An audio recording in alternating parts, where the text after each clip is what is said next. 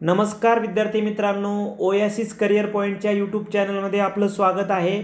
या व्हिडिओमध्ये आपण पाहणार आहोत नुकतंच NTA U G C NET December 2024 साठीची परीक्षा जाहीर करण्यात आलेली आहे।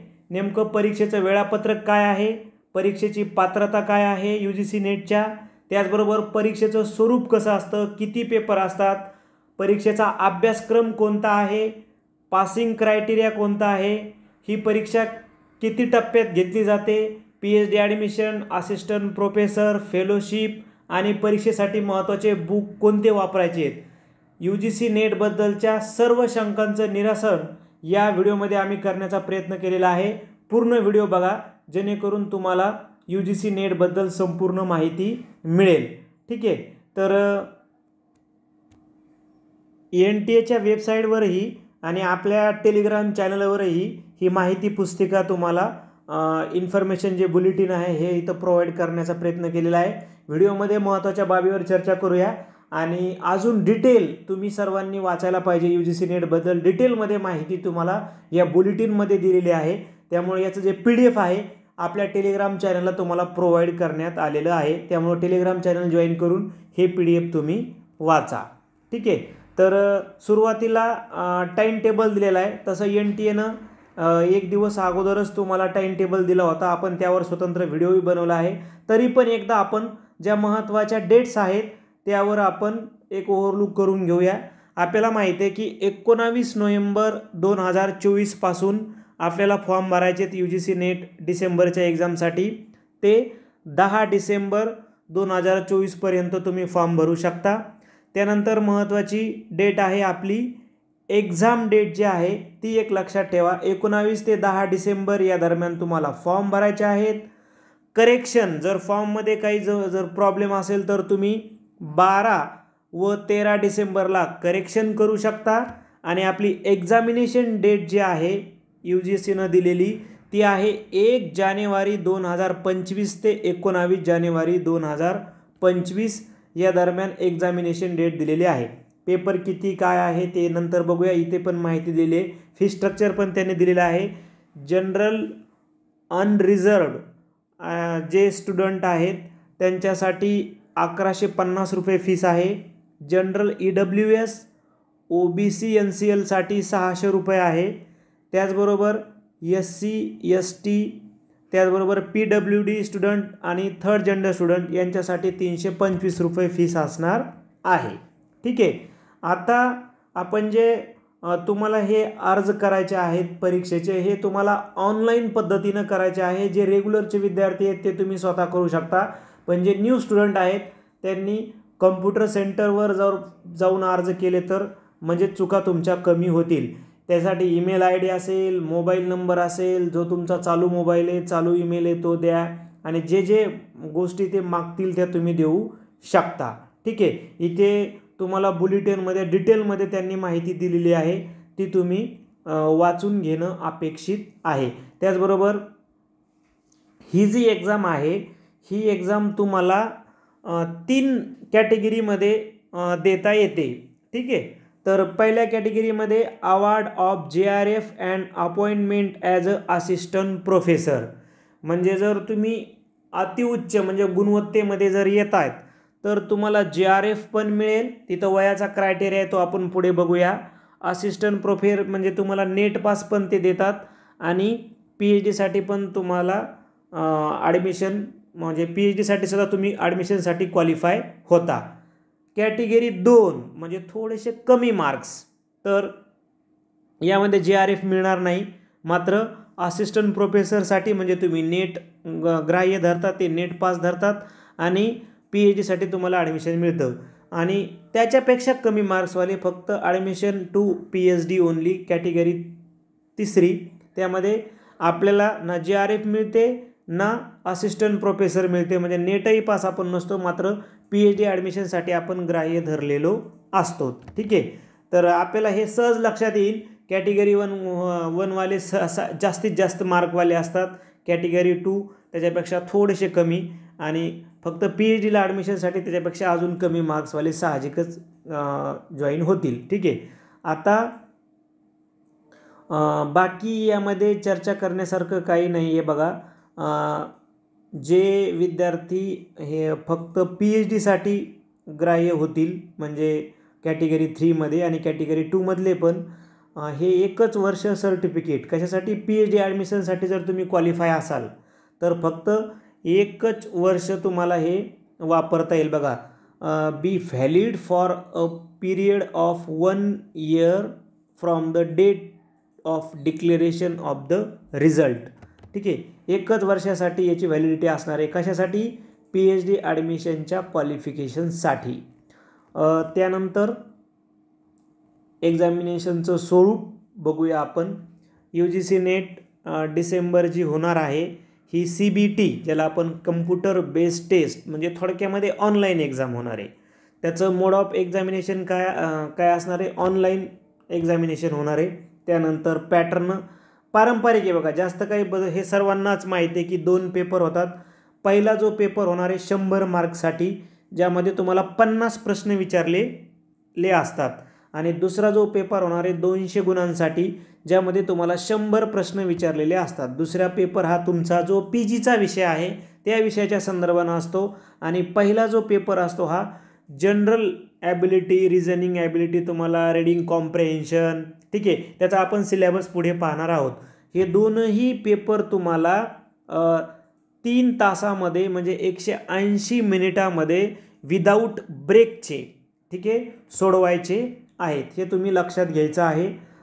त्यानंतर सब्जेक्ट आणि तुमचा जो सिलेबस आहे हा सिलेबस जी वेबसाईट आहे UGCnetonline.in सिलेबस न्यू PHP इथे जाऊन तुम्ही तुमचा सिलेबस सर्च करू शकता. सब्जेक्ट वाईज आणि पहिल्या पेपरचाही सिलेबस दिलेला आहे. पहिल्या पेपरचा सिलेबस आपण थोडं पुढच्या पुढे बोलूयात आपण. ठीक आहे, तर तुम्हाला या वेबसाईटवर जाऊन सिलेबस तुमच्या सब्जेक्टचा पाहता येईल.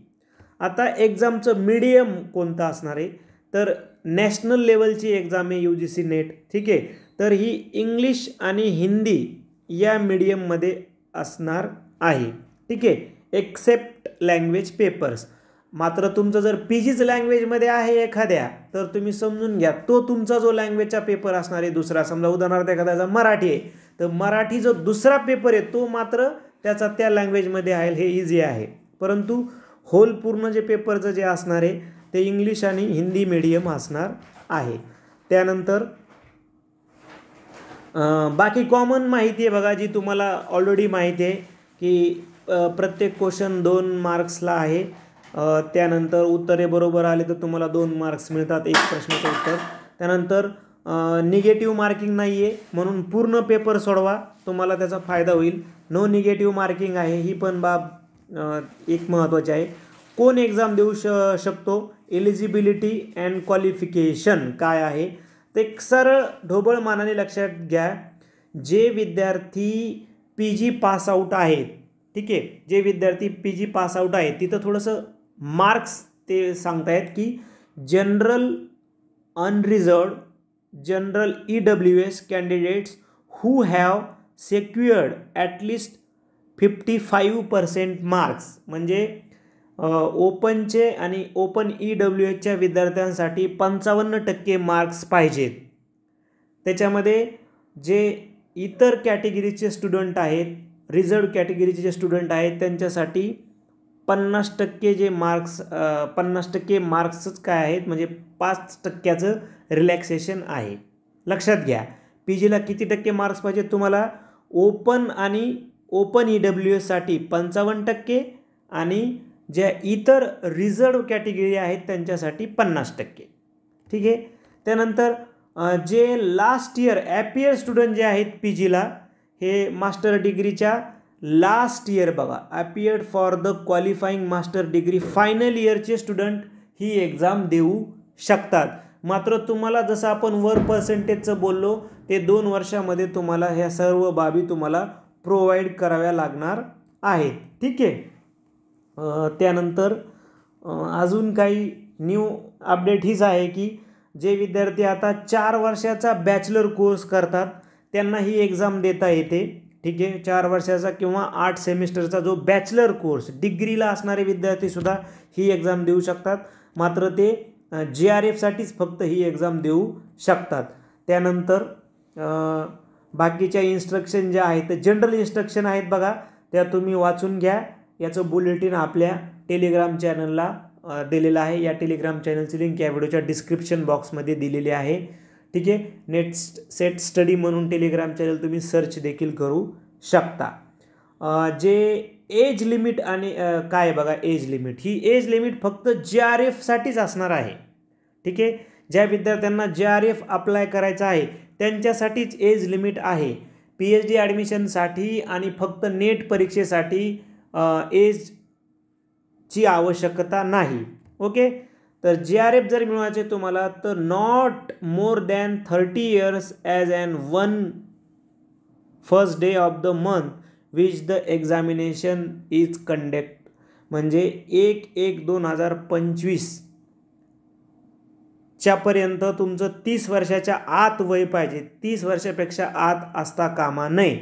आणि यामध्ये पण रिलॅक्सेशन ऑफ टू 5 years जर तुम्ही OBC NCL, ठीक आहे, त्याचबरोबर SC ST PWD आणि थर्ड जेंडरचे जर स्टुडंट असाल, त्याचबरोबर वुमेन सर्व आहेत, महिला सर्व जे आहेत यांना 5 वर्षाचं रिलॅक्सेशन आहे. म्हणजे त्या 35 वर्षापर्यंत JRFसाठी ग्राह्य आहेत. हे पण इथं तुम्ही समजून घ्यायचं आहे. बघा इथं स्पष्ट लिहिलं आहे, फक्त असिस्टंट प्रोफेसरसाठी तुम्हाला एजची आवश्यकता नाही. आणि PhD ॲडमिशनसाठीच्या म्हणजे कॅटेगरी 3साठी सुद्धा जर तुम्ही स्पेशल अप्लाय करताय तर तुम्हाला एज लिमिट नाही आहे. ठीक आहे, रिझर्वेशन कोटा दिलेला आहे तो तुम्ही बघून घ्या. इथे रिझर्वेशन कोट्याबद्दलची कोणत्या कॅटेगरीचे किती टक्के रिझल्ट देतात तो तुम्ही बघून घ्या. त्यानंतर ज्या जनरल बाबी आहेत ना त्या तुम्ही बघून घ्या. बघा इथं आपण अतिशय महत्त्वाच्या बाबीच्या संदर्भानं चर्चा करणार आहोत. ठीक आहे, आता बघूया आपण ॲप्लिकेशन प्रोसेस काय आहे. त्यानंतर अजून एक महत्त्वाची बाब आहे की नेमकी प्रोसिजर आणि क्रायटेरिया काय असणार आहे रिझल्ट देण्यामागचा. ठीक आहे, इथं भरपूर माहिती दिलेली आहे. Step 1, step 2, step 3. तर पहिले एक लक्षात घ्या, पहिले अगोदर जे काही तुमचा एक स्लॉट बनवणार आहेत ते. ठीक आहे, तर कोणत्या बघा थर्ड स्टेप एकदा अगोदर वाचू आणि परत आपण फर्स्टकडे जाऊया. In order to be considered, the candidate must have appeared in both the papers and secured at least 40% aggregate marks in both papers taken together for general unreserved and general EWS category candidates and at least 35 aggregate marks in both the papers taken together for all candidates belong the reserved categories. ठीक आहे, आता बघा म्हणजे अगोदर काय तुम्ही एक विशिष्ट ते एक थोडक्यामध्ये गुणवत्ता यादी बनवणार. कुणाची? ज्या विद्यार्थ्यांना 35% मार्क्स पडलेत म्हणजे रिझर्व्ड कॅटेगरीचे. जर तुम्ही जनरल आणि जनरल EWS आहेत तर तुम्हाला 40% मार्क लागणार आहेत. परंतु एक लक्षात घ्या, तुम्हाला 40% मार्क्स पडले म्हणजे तुम्ही नेट पास नाही आहेत. ठीक आहे, आणि त्या लिस्टमधून जे पहिले 6% विद्यार्थी येतं त्यांचाच रिझल्ट देणार आहे. ठीक आहे, म्हणजे थोडक्यामध्ये काय बघा परत एकदा समजून घ्या की अगोदर ते एक जनरल लिस्ट बनवणार कुणाकुणाची. पहिले तर तुम्ही जर जनरल किंवा ओपन कॅन्डिडेट्स किंवा ओपन EWS असाल तर पहिले तर तुम्हाला 40% मार्क्स पाहिजेत त्या गुणवत्ता यादी देण्यासाठी. आपल्या सरळ भाषेमध्ये लक्षात घ्या. आणि जर रिझर्व्ड कॅटेगरीचे स्टुडंट असाल तर 35%. मग आता 35% आणि 40% मार्क पडले म्हणजे तुम्ही पास नाहीत. त्या गुणवत्ता यादीमध्ये पहिल्यात जास्तीत जास्त मार्कवाले 6%च विद्यार्थ्यांचा ते रिझल्ट देतात सब्जेक्ट वाईज आणि कॅटेगरी वाईज. हे आपण लक्षात घ्यायचं आहे. थोडक्यामध्ये काय तर तुम्हाला जास्तीत जास्त मार्क घेणं अपेक्षित आहे. म्हणजे पहिले 6% विद्यार्थ्यांचाच ते रिझल्ट लावतात. त्यानंतर इतर काही महत्त्वाच्या बाबी आहेत, त्या तुम्ही बुलेटिनमध्ये पाहू शकता. ठीक आहे.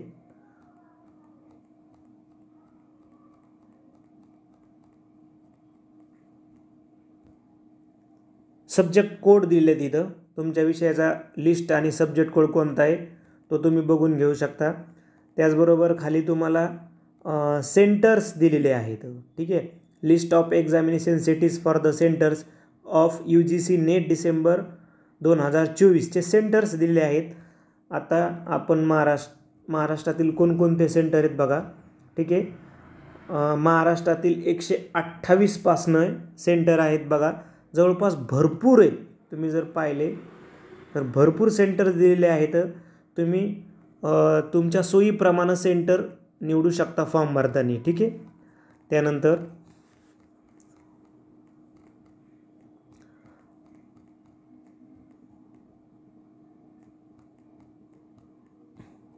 बाकी फॉर्म कसा भरायचा आहे याची सुद्धा तुम्हाला माहिती त्यांनी दिलेली आहे. थोडक्यामध्ये काय आहे बघा, आपण साधा आणि सरळ एकदा समजून घेऊ की नेट परीक्षेचं नेमकं स्वरूप काय असतं. 300 गुणांची परीक्षा होणार आहे. ठीक आहे. त्यामध्ये नेटचे 2 पेपर असतात अगदी सेटप्रमाणे. पहिला पेपर जो आहे तो 50 प्रश्न विचारतात 100 गुणांसाठी. ठीक आहे. जो सर्वांसाठी एकच असतो आणि अनिवार्य असतो, तुमचा विषय कोणताही असू देत. मात्र जो दुसरा पेपर असतो, पेपर क्रमांक 2, लगेच असतो, तो कंटिन्युअस असतो. तर हा 100 प्रश्न विचारतात 200 गुणांसाठी. ठीक आहे. म्हणजे एकूण परीक्षेच्या दोन्ही पेपरचे प्रश्न जर आपण विचार केले तर प्रश्नांची संख्या आहे 150 आणि गुणांची संख्या आहे 300. ठीक आहे. दुसरा जो पेपर होतो तो पदव्युत्तर पदवी विषयाच्या संदर्भानं होतो, हे लक्षात ठेवायचं आहे. नो निगेटिव्ह मार्किंग आहे, त्यामुळं पूर्णचे पूर्ण पेपर सोडवा, काही अडचण नाही. ऑनलाईन पद्धतीने एक्झाम होणार आहे आणि परीक्षेचं माध्यम हे इंग्रजी आणि हिंदी असणार आहे, हे एक लक्षात घ्या. नेट परीक्षेची पात्रता याबद्दल आपण बोललेलो आहेत, डिटेलमध्ये चर्चा केलेली आहे. ठीक आहे. यामध्ये आपल्याला माहिती आहे की पदव्युत्तर परीक्षेत दोन्ही वर्षाच्या गुणांची बेरीज किमान ही 55% असली पाहिजे ओपन कॅन्डिडेटला, आणि त्याच्यामध्ये जे रिझर्व्ड आहेत राखीव प्रवर्गातील विद्यार्थ्यांसाठी 50% आहे. ठीक आहे. बाकी जनरल आहे. त्यानंतर ज्युनियर रिसर्च फेलोशिपचं आपण वयाच्या संदर्भानं देखील बोललेलो आहे. PhD प्रवेशासाठी हे जे प्रमाणपत्र तुम्ही पास करणार त्याची व्हॅलिडिटी 1 वर्ष आहे, हे डिटेलमध्ये आपण याबद्दल बोललेलो आहे. पहिल्या पेपरचा जर आपण सिलेबस बघितला तर पहिल्या पेपरमध्ये 10 चॅप्टर आहेत बघा. अध्यापन अभियोग्यता 10 गुण विचारले जाते. संशोधन अभियोग्यता, आकलनावर आधारित प्रश्न, संदेशवहन, गणितीय तार्किकता आणि अभियोग्यता, तर्कशास्त्रीय युक्तिवाद, माहिती विश्लेषण, माहिती व संदेशवहन तंत्रज्ञान, लोकविकास आणि पर्यावरण, उच्च शिक्षण प्रणाली. बघा नेट ही नॅशनल लेवलला असल्यामुळं आणि हिंदी जनरली बघा हिंदी आणि इंग्लिश माध्यम असल्यामुळं थोडीशी काठिण्य पातळी जी आहे नेटची ही सेटपेक्षा थोडी जास्त असते. आणि लँग्वेजचा जो क्वेश्चन जे आहेत त्याचा आपल्याला थोडेसे ते म्हणजे न समजल्यामुळं आपल्याला थोडेसे ते हार्ड वाटतात. ठीक आहे. पुस्तके जर कोणती आहेत त्यामध्ये बघितलं तर आपण मराठी माध्यम म्हणजे सेटसाठी उपयुक्त असणारं डॉक्टर शशिकांत आनंद सरांचं बुक आहे, ते तुम्हाला नेट मध्ये उपयोग देईल. पण प्रॉपरच जर तुम्हाला नेट सेटसाठी बुक पाहिजे म्हणजे हिंदीमधनं तर ते KVS मदान सरांचं आहे, किंवा इंग्लिश मिडियमसुद्धा, दोन्ही मिडियममध्ये तुम्हाला मदान सराचं बुक मिळून जाईल. त्यानंतर आर्यन पब्लिकेशनचं आहे, ट्रूमॅन्स पब्लिकेशनचे बुक्स तुम्हाला पहिल्या पेपरचे मिळून जातील. ठीक आहे. त्यानंतर पहिल्या पेपरसाठी तुम्हाला ब्रिजमोहन दायमा सरांचं पण आहे, पण ते मराठी आहे. ठीक आहे. मागील परीक्षेचे प्रश्न सोडवा, तुम्हाला वेबसाईटवर प्रश्न उपलब्ध करून देण्यात आलेले आहेत. आम्ही देखील काही प्रश्नांचं वाचन केले आहेत, काही प्रश्न समजून सांगितले आहेत, ते सुद्धा तुम्हाला उपयुक्त ठरू शकतात. तुम्हाला फक्त काय करायचं आहे, ओएसिस करिअर पॉईंटच्या यूट्यूब चॅनलवर जायचं आहे आणि तिथं UGC नेट नावाच्या प्लेलिस्टमध्ये जायचं आहे आणि तुम्ही ते जे काही जेवढे काही प्रश्न आम्ही सोडवण्याचा प्रयत्न केला ते तुम्ही बघू शकता. ठीक आहे. ही जी बुक आहेत हे तर तुम्हाला सेटसाठी उपयुक्त ठरेल, नेटसाठी उपयुक्त ठरेल, डॉक्टर शशिकांत आनंद सरांचं. त्याचबरोबर हे पण मराठीच माध्यमात आहे, मात्र हे तुम्हाला दोन्ही माध्यमातून ठीक आहे. मदान सरांचं तुम्हाला बुक पिअर्सन पब्लिकेशनचं दोन्ही माध्यमातून, हिंदी पण मिळेल आणि इंग्लिश माध्यमातूनही तुम्हाला बुक मिळेल. तुम्ही आमच्या सोशल मीडिया प्लॅटफॉर्मला जॉईन होऊ शकता. ठीक आहे. यूट्यूब चॅनल, व्हॉट्सअप चॅनल आहे, टेलिग्राम चॅनल आहे, फेसबुक पेज आहे. सर्वांच्या लिंक या व्हिडिओच्या डिस्क्रिप्शन बॉक्समध्ये दिलेल्या आहेत. त्याचबरोबर आमचं टेलिग्राम चॅनलवर तुम्ही हमखास जॉईन करा, जिथे तुम्हाला पोल क्वेश्चन्स, महत्त्वाच्या अपडेट, सेट, नेट, त्याचबरोबर इतर ज्या एक्झाम होतात प्राध्यापक भरतीच्या संदर्भानं किंवा पेटच्या संदर्भानं त्याबद्दलही तुम्हाला अपडेट दिल्या जातात. म्हणून हे जे चॅनल आहे हे तुम्ही जॉईन करू शकता. याचीसुद्धा लिंक तुम्हाला डिस्क्रिप्शन बॉक्समध्ये मिळेल आहे, किंवा डायरेक्ट तुम्ही सेट नेट स्टडी असं टेलिग्राममध्ये सर्च करू शकता, तुम्हाला हे चॅनल मिळून जाईल. अशा पद्धतीनं आपण डिटेलमध्ये चर्चा केलेली आहे. जर तुम्हाला व्हिडिओ आवडला तर लाईक करा, आपल्या मित्रांनाही पाठवा. त्याचबरोबर ओएसिस करिअर पॉईंटचं यूट्यूब चॅनल सबस्क्राईब करा. धन्यवाद.